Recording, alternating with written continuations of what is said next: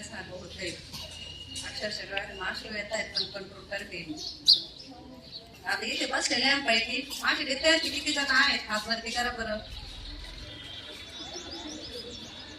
माझ्या अंगणवाडीत शिकलेले विद्यार्थी.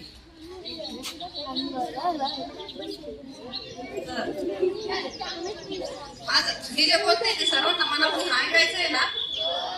एकदम शांत आवाजाला नाही पाहिजे अजिबात. मी अगदी कमी वेळ घेणार आहे कारण तुम्हाला पण ऊन लागतंय आणि उशीर झालाय याची मला जाणीव आहे. तर पुरस्कार म्हणजे काय असतो, आपण जे काम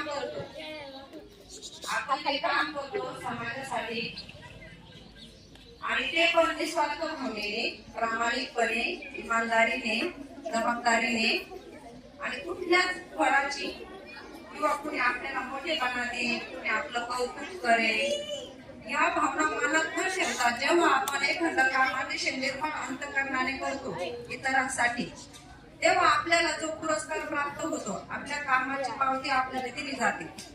तर हा पुरस्काराचा खरा अर्थ आहे. पुरस्कार कशासाठी दिला जातो?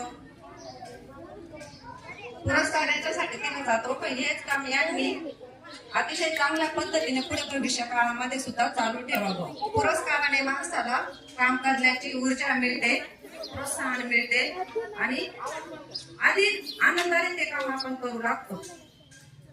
तर मुख्याध्यापक सर म्हटले की ताईंच्या पगारामध्ये तेवढा पगार असेल तेवढा ते हे करून घेतात असेल. तर मी इथे असं सांगू इच्छिते सर, माझ्या साईबाबांच्या कृपेने पगार मला फक्त 13,500 रुपयापर्यंत पगार मिळतो आम्हाला.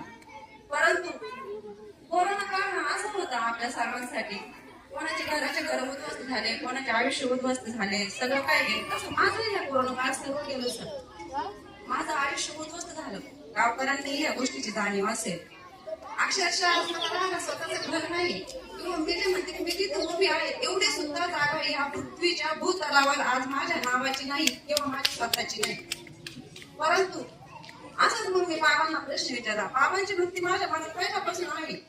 साईबाबांची प्रेरणा मी लहानपणापासून माझे वडील साईबाबांचे साईभक्त होते आणि 30 मध्ये बाबांची खूप भक्ती मला पहिल्यापासून. बाबांनी मी विचारलं तेव्हा माझं सर्व काही संपलं उद्ध्वस्त झाले. मी बाबांनी विचारलं बाबा मी आता काय करू, 2 मुलं होते माझ्या पत्रामध्ये, कसं काय करू? तर बाबा म्हणाले तुझ्याकडे डोळे आहेत छान, तुला हात आहेत, तुला पाय आहेत, तुझ्याकडे मलकुत्व आहे, तुझ्या मनगटात सोला आहे. अशा वेळेस याचा तो फायदा पण म्हटलं या सर्वांचं काय करू मी? बाबा म्हणाले